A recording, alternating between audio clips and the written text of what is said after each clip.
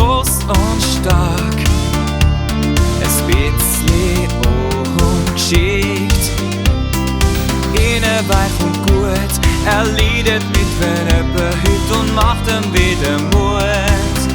Gute Freunde sind wie ein Geschenk, gute Freunde braucht man im Leben. Vieles, wo man nicht kann, nicht hat, können gute Freunde geben. Der andere ist ein bisschen frech, gibt manchmal ein bisschen an. Wenn's einem nicht groß stört, ist er ein treuer Freund von und jetzt barem Wert.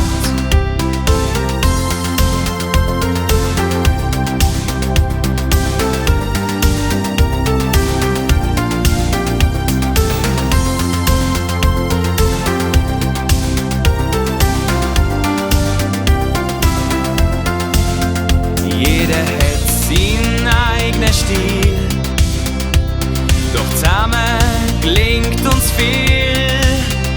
Gute Freunde sind wie ein Geschenk, gute Freunde braucht man im Leben. Vieles, wo man nicht kann, nicht hat, können gute Freunde geben. Dann gibt's noch einen, der ist schlau, macht Sprüche und ist sehr laut. Das heftigste Temperament, sein gutes Herz entdeckt man bald, wenn man ihn nicht erkennt. Gute Freunde sind